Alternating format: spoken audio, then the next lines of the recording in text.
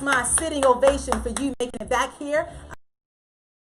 An encounter with Ruffin. So glad that you are here and ready and postured.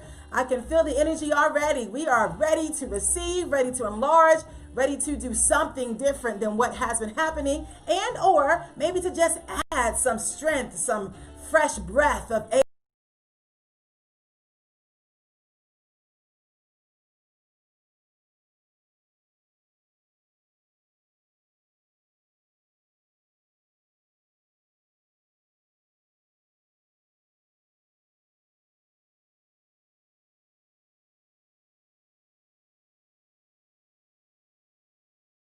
self if you're breathing.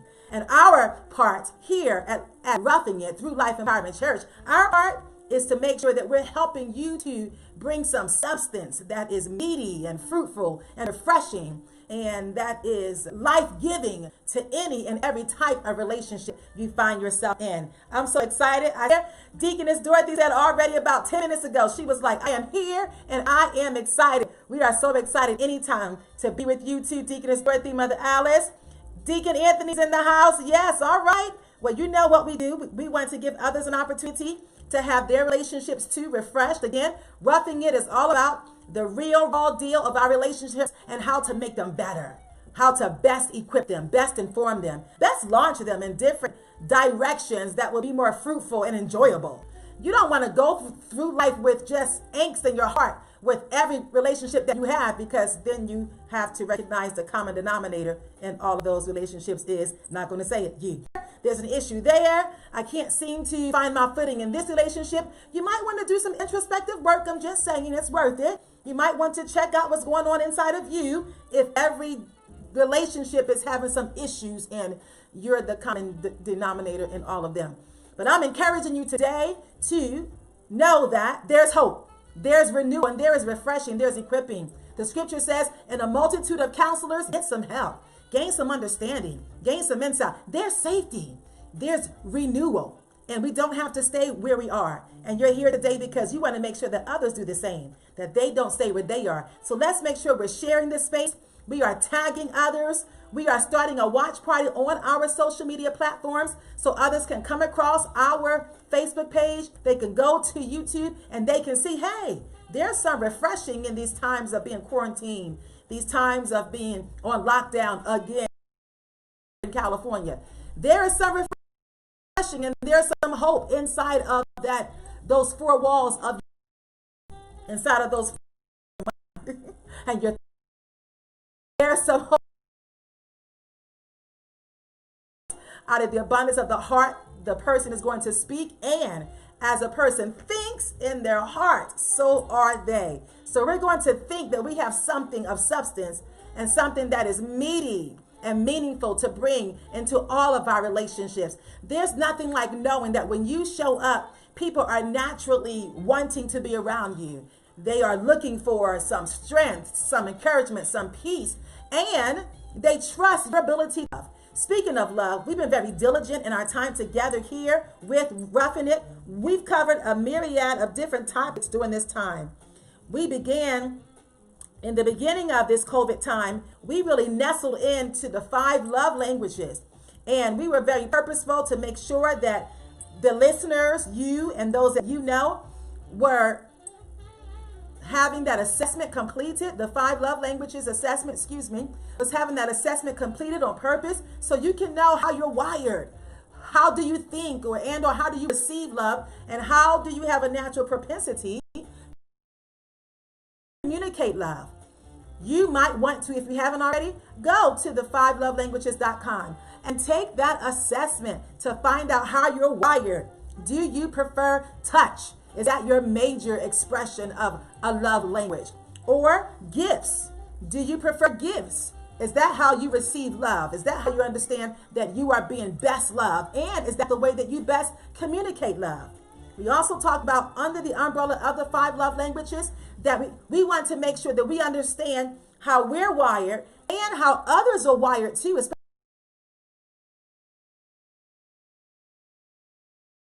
those types of environment. and employer of employees, you might want to know how they're best wired so you know how to engage with them and to speak their language that is most effective to encouraging them and building them up so that they're more productive and flowering in that work environment. It's a wise tool. So we encourage you to not just know your bend of your love language, but also know the bend of others, so that you can be certain to not impute upon them what's peaceful for you, but it's not peaceful for them. Know their love language. I repeat, and again I say unto you, know the love languages of those who are dear and near to you. The other ones we mentioned of the 5, touch, gifts, acts of service, verbal affirmation. I have all of these in my household. Every last one of these expressions, all 5, and quality time are all in my household in some expression.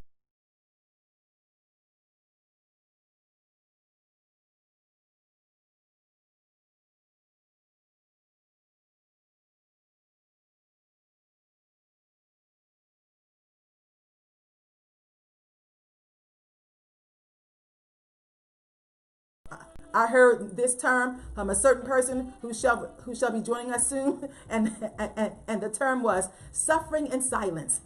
You don't want to suffer in silence, and you don't want others to suffer in silence because you're missing each other as it relates to being able to speak effectively the other person's love language and to communicate what yours is.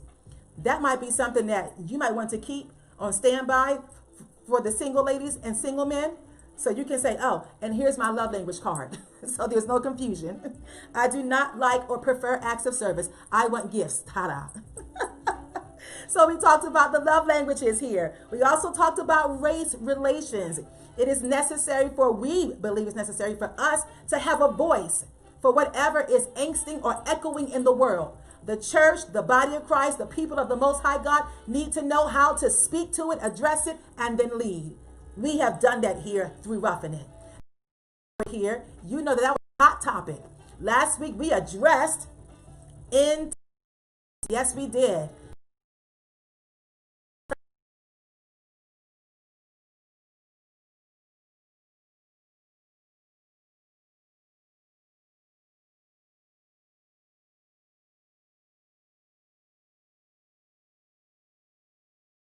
Yes.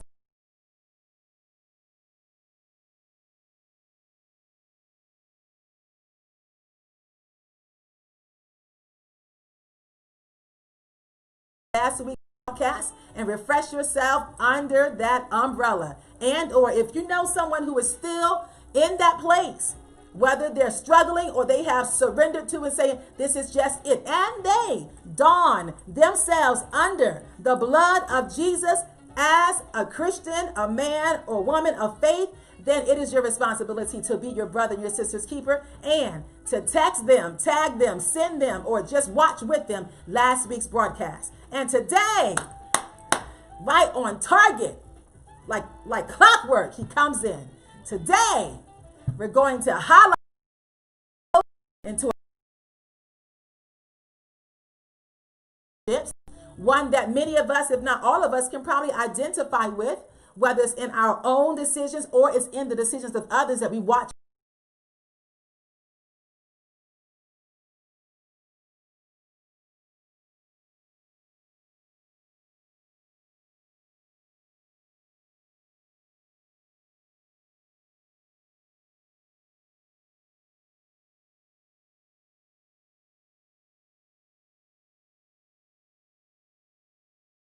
Can sound like it's close to entanglements, but we're going to take time today to dissect it, break it down, locate where we are, and understand where we need to be.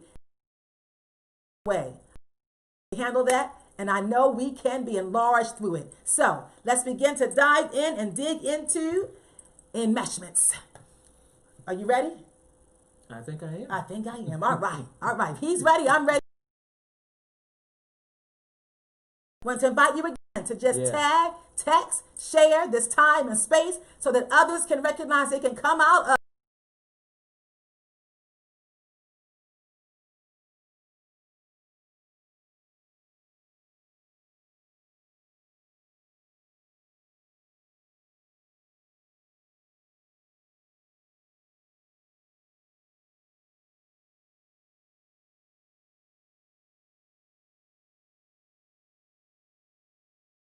enmeshment component, I think it is really just because this is, as you know, I am a licensed therapist, and so this is the psychological term for all logical term.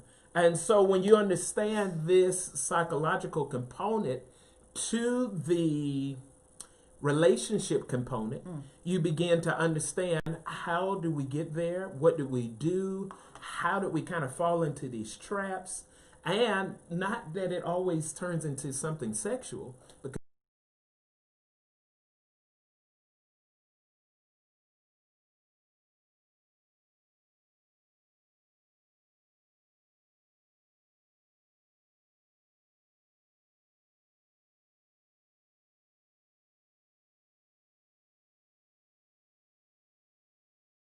for any and all relationships that you face. Enmeshment. Well, this is one of those particular terms that has to do with boundaries in a relationship. Now, actually, funny enough, and I think we can go ahead and say it early now. Next week, we're going to start a topic, and we're going to be talking about boundaries. Now, this is a book that was written by Dr. Cloud and Dr. Townsend, and they actually have an updated version of this book. But if you get this one or you get the updated one, we'll talk about the updated one later. It is a good book to be able to help you in relationships. So when we talk about enmeshment, we're talking about when an individual begin to have this relationship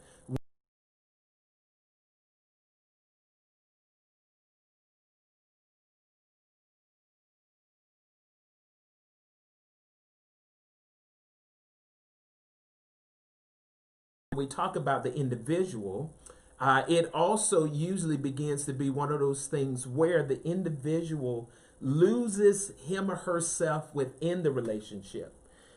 They can lose their confidence. They can become a stranger to their own desires. But I would tell you, this really breaks down when you talk about having boundaries.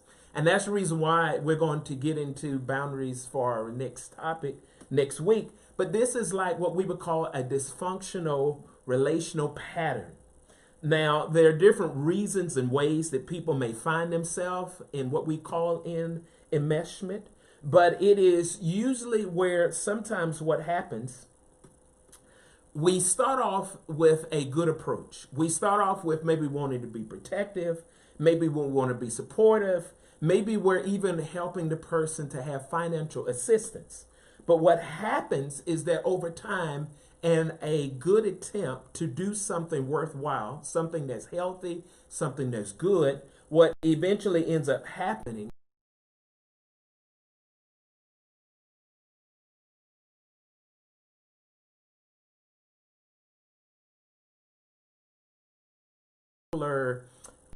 lines of demarcation, and so we begin to now get too involved, and so we become overly protective, we become too financially involved, protective, we begin to give too much assistance, and this is where we will talk about it under the guidelines of being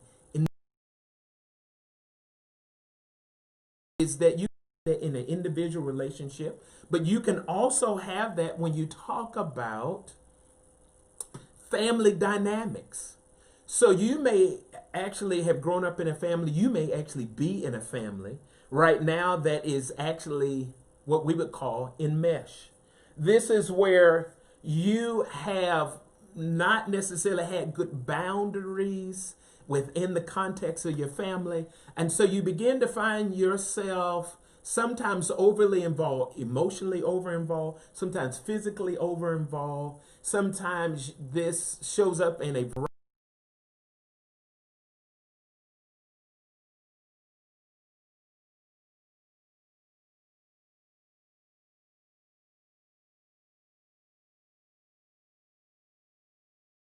we still operate when we're kids in a home. And so somebody is still paying somebody's rent. Somebody is still having to come over to somebody else's house, and they're having to take care of them. And I'm not talking about them having some kind of physical involved. That this person, instead of becoming independent, this person becoming mature, becoming responsible, what ends up happening is that people end up taking care of this person. And so instead of them actually being responsible for themselves, they become irresponsible for themselves.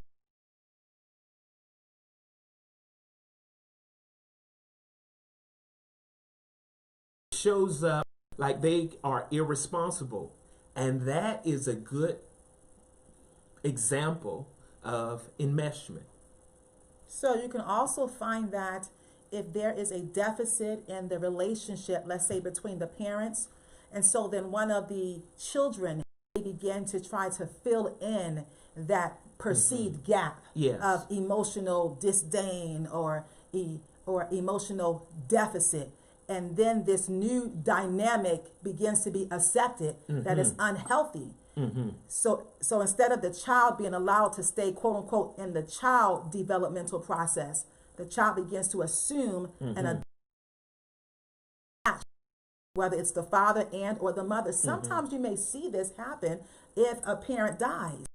And so then one of the children may try to fill in that emotional space, and opposed to maybe that parent going to have a space where they can be helped, be strengthened, and to work through their own processing with the absence of the spouse. That child begins to fill in, and that creates a whole different type of enmeshment that is able to be reversed. So we're here today to talk about the reversal as well as to establish what it actually is. You know, I think you bring up a good point when you talk about parent, because sometimes if we go with that example, have this parent that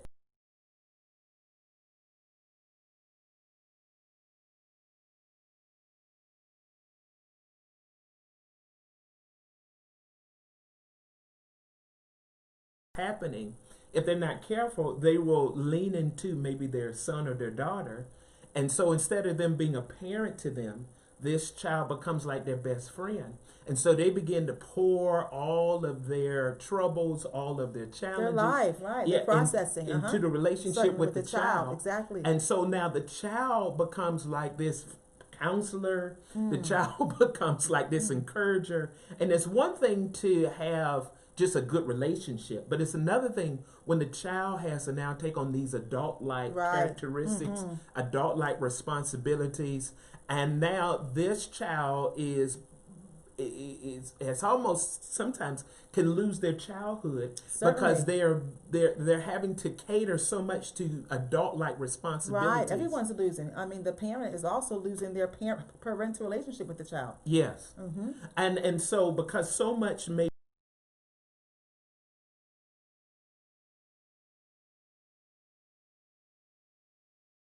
parent needed, instead of the parent becoming what the child needed, a parent, somebody who could train, teach, mobilize, shape, develop.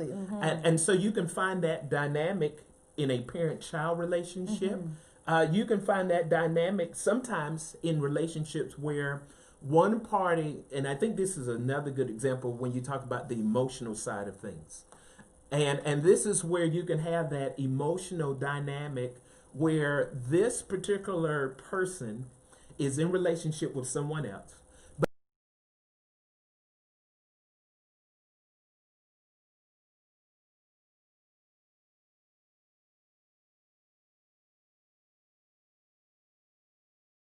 they're in a relationship, and because they don't maybe have that good, healthy separation, when the other person is mad, they can't be happy. When the other person is having a down day, they're having a down day. And as much as sometimes we want to be empathetic, and we want to be able to emotionally understand what the person is going through. But to take it on, that is enmeshment. So when you've taken on that responsibility, and so taking now on that emotion. So now I can't be happy unless you're happy. Right. I can't be fulfilled unless you're fulfilled. A healthy dynamic where we have, in the good intentions, tried to be caring, tried to be relational, tried to be empathetic, but we've gone overboard. Right, and begin to assume that person's countenance and disposition as our own, as if now in all of our relationships we're one with that person. Opposed to being our individual self, content and at peace with that. If you're down, I can encourage you, but I can still be happy. Yeah, that's right. That's right. But that comes out of having, well, part of that comes out of having good boundaries. But then another part of it comes out of having good, healthy self-esteem, healthy confidence, healthy focus. Right.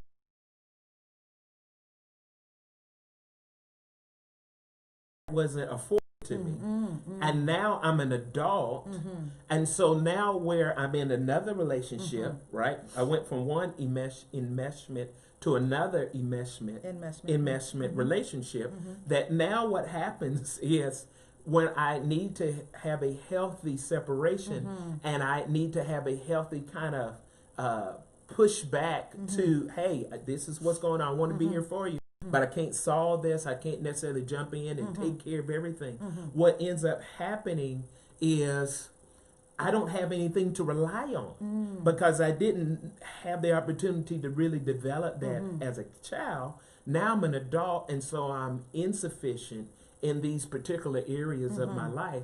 And so now I'm an adult in another relationship. The same exchanges are happening, and I do not know what to do. And so we want to be able to help you because we understand that this is a real place for some. You can be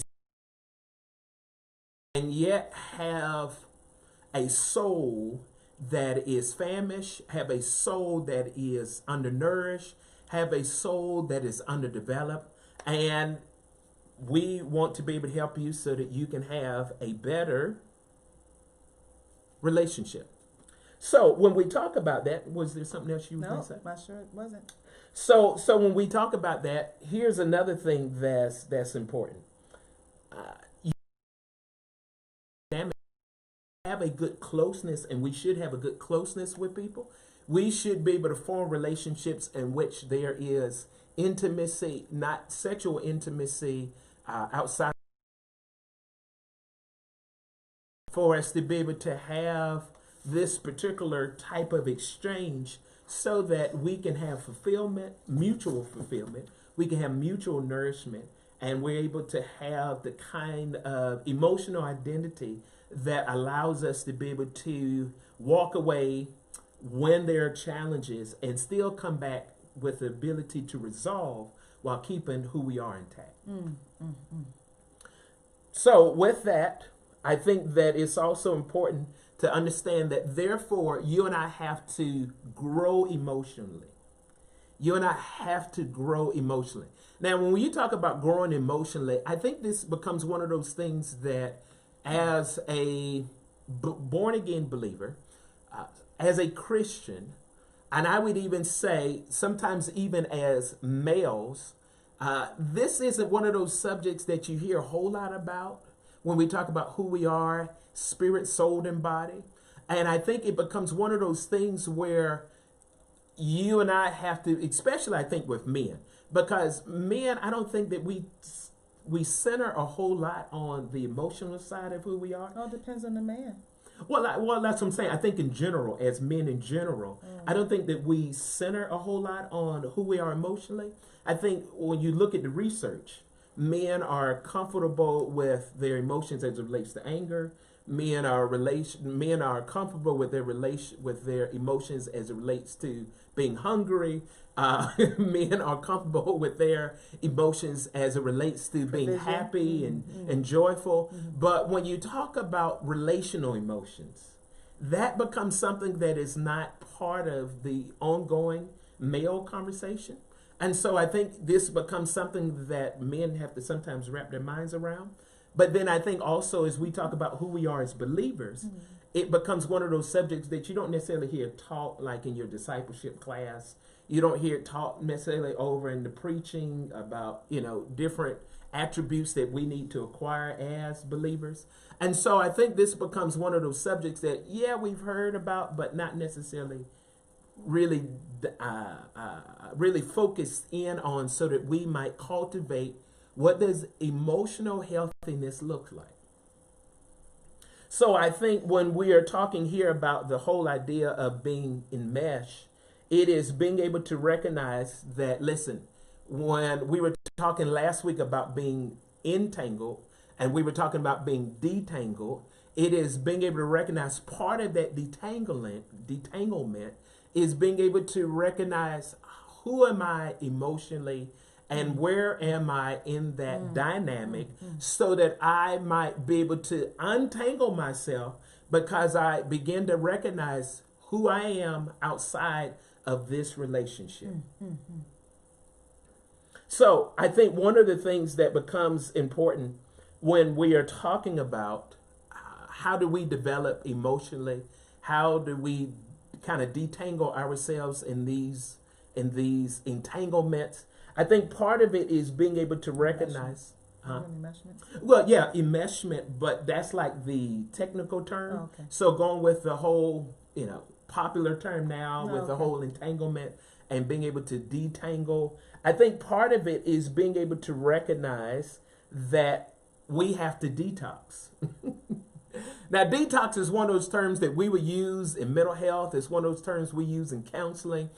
When you hear about somebody that has some kind of addiction and they need to go to rehab, you'll hear about them kind of going to a detox place or having to detox in order for them to get clean and sober. Well, that becomes a term that is often associated with addictions and rehab. But I would tell you that detoxing is a term that we have to do for our soul. We have to detox our soul because, listen, every day there are contaminants that are happening to our soul. Like there are contaminants that happen to our body. Stop right there for a second. Come on, just check right there. Check right there. What are the contaminants already? It's after midday. For some of you, wherever you're watching, it's early evening. Can you see the contaminants that have happened to your soul, your mind, your will, and your emotions this day? People, thoughts, situations, news, shows. What has contaminated you today and has touched your emotional quotient? Yes. Because if you don't recognize the importance of detoxing, right, you will carry on issues from yesterday into tomorrow.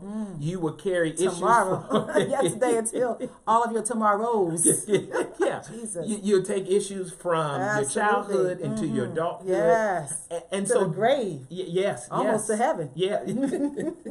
So detoxing becomes a very important, what we call cathartic intervention.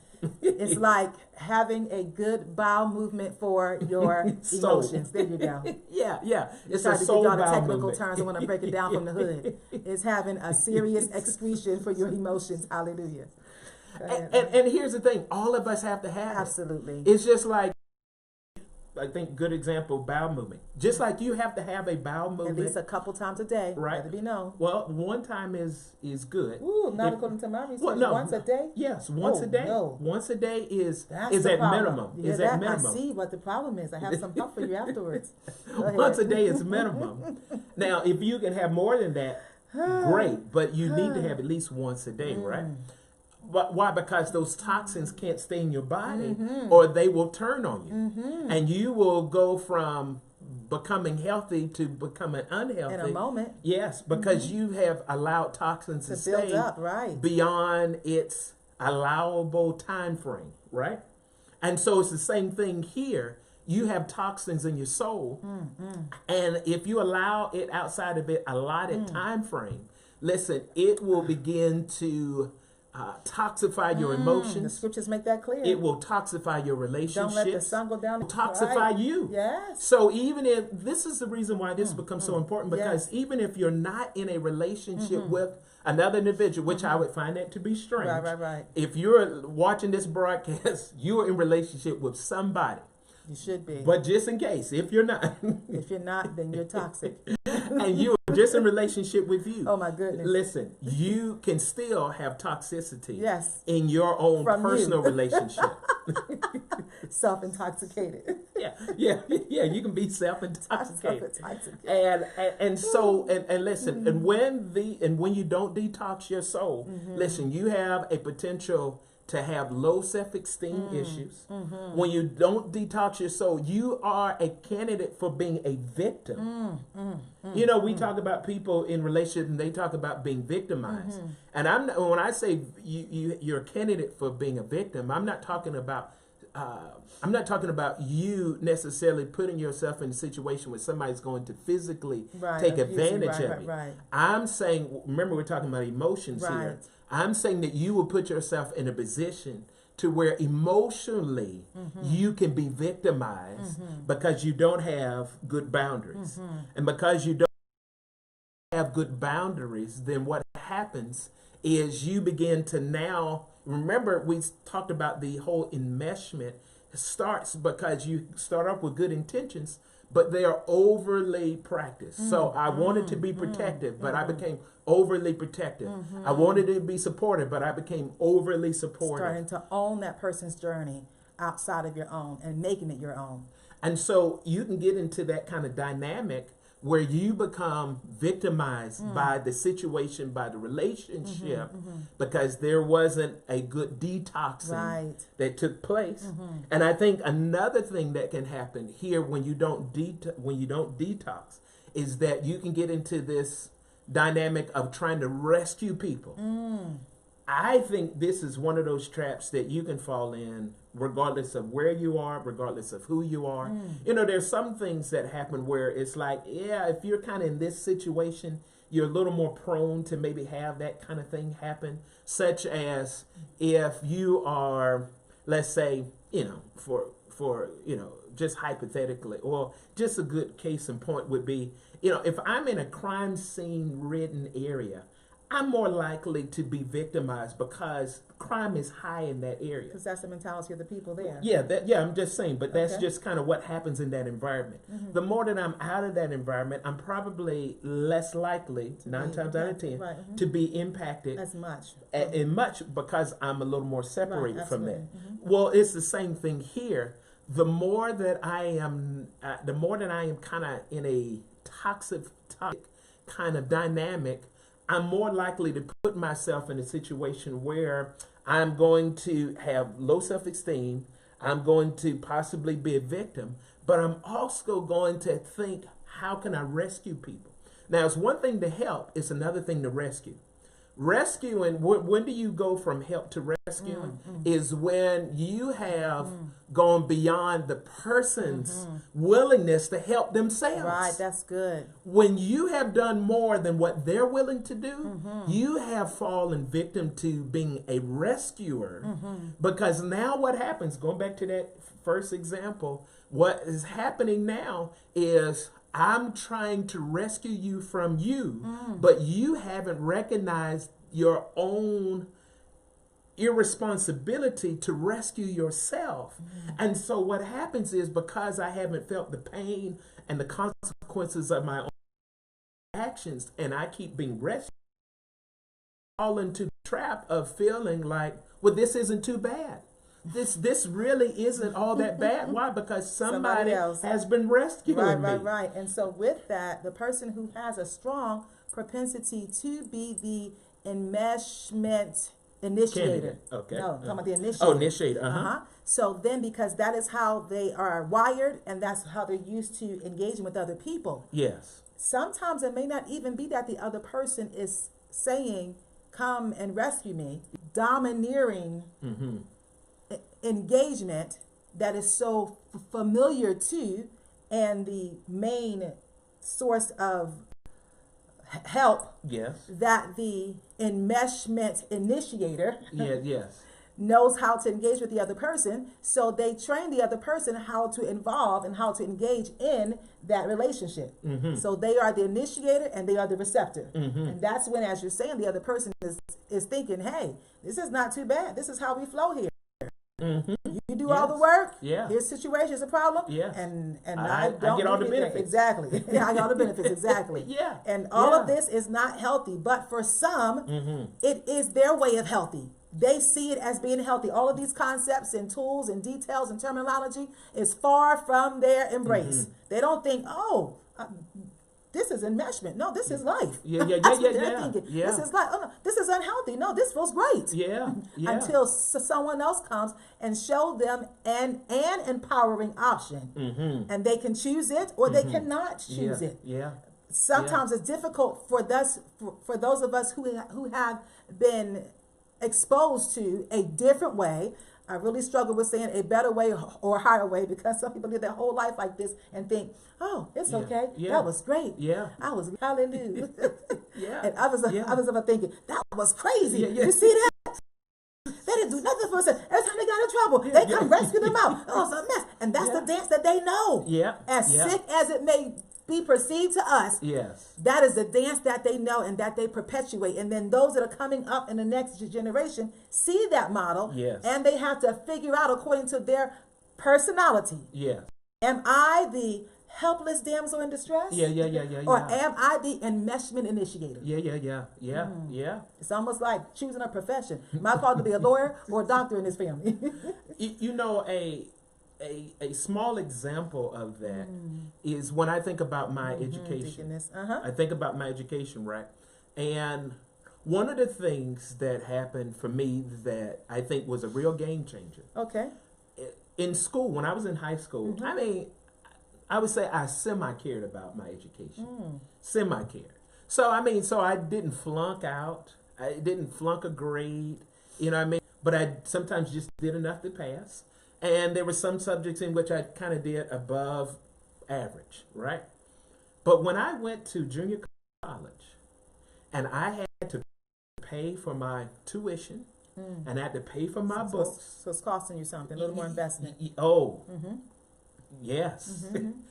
I took education a whole lot more seriously, because my heart was in it, right? Scriptures say wherever your heart is there, wherever your treasure is there, your heart will be also. My heart was in this. Not only was I now choosing something that I wanted to do for the rest of my life, so there was that part of it, but I think it was also, and the responsibility that I had with my education that allowed me to be able to say, I am responsible for what happens here. So if I don't go to class, it's on me. I just lost money. If I don't study for this exam, I just lost money. And because I began to understand that dynamic, it made me much more responsible and accountable for my education. And sometimes what happens, we rescue people to where they don't feel that, they don't sense that, they don't own that. And what ends up happening is they don't value.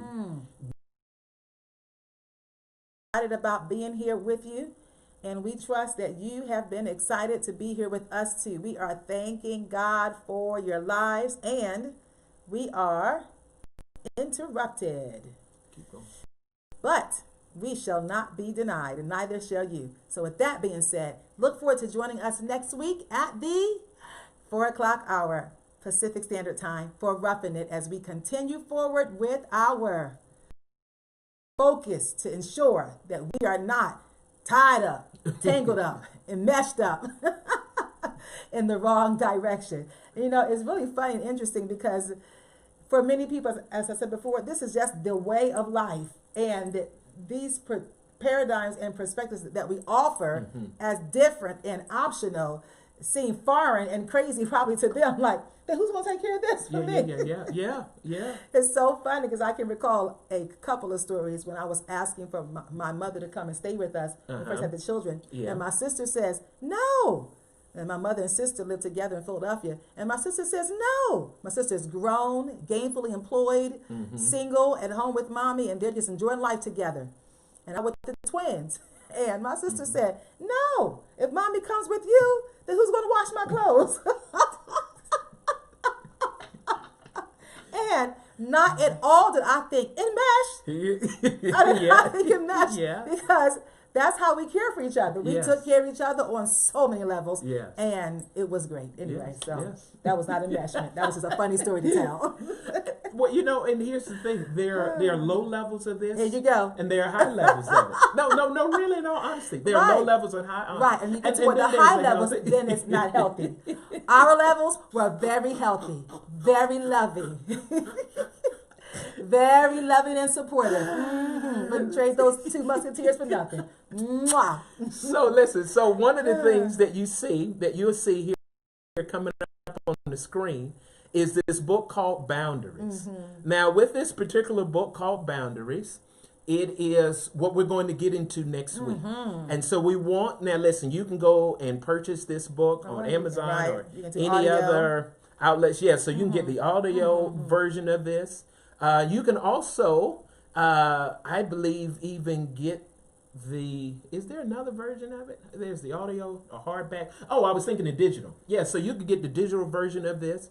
And so listen, the Kindle. Right. So listen, we encourage you to go out and get this particular book. We're going to begin to talk next week about the boundaries. Now, here's the other thing that is also important about this particular book that we want to bring to your attention, and that they have recently done an updated version of this book. Now, I want to be able to show you what that updated version because it is the one that is, I believe, probably a little more easier to find than maybe the previous version. But it is also the same information. They just kind of expanded it some more. And so we want you to be able to get that particular book because we're going to move next week into talking about boundaries because this is important. Any particular chapters we're going to cover next week? Oh, well, here's the thing. We'll probably spend a few weeks on this book. It's almost like the relationship. Love languages. Yeah, love languages. Okay, Deaconess Dorothy, she asked what chapters. We're going to go through it with the same posture as we did for love languages. Yes. Okay, good deal. So usually starting at chapter 1. Yes. So this is where we will begin next week. And we hope that you will definitely join us for this particular session because this is really going to get into a lot of practical elements for how we have healthy lives. Because I'm telling you, listen, it's one thing to take care of your spirit. It's another thing to take care of your soul. It's another thing to take care of your body. And I'm telling you, listen, you can't have a fulfilled life by just having it in one area. You just can't do all the spiritual part and neglect your soul. You just can't do all the soulish part and neglect your spirit. And then you can't do just those two and neglect your body. Because it's nothing like having a healthy soul in a unhealthy body. Listen, I've been in pain. I have been as a child where I had to live with asthma. And I'm telling you, you do not want to have to live with any kind of physical limitations. And so listen, so we look forward to seeing you all here next week as we will pick up this again with Ruffin Empowerment. Why? Because we want to empower your relationships so that you can live a fulfilling life with fulfilling relationships, abounding relationships, and you can have the kind of life that Christ promised, both spirit, soul, and body. Listen, we thank you for joining us. Sure do. We look forward to seeing you next time. God bless you. We love you so much. We'll see you then.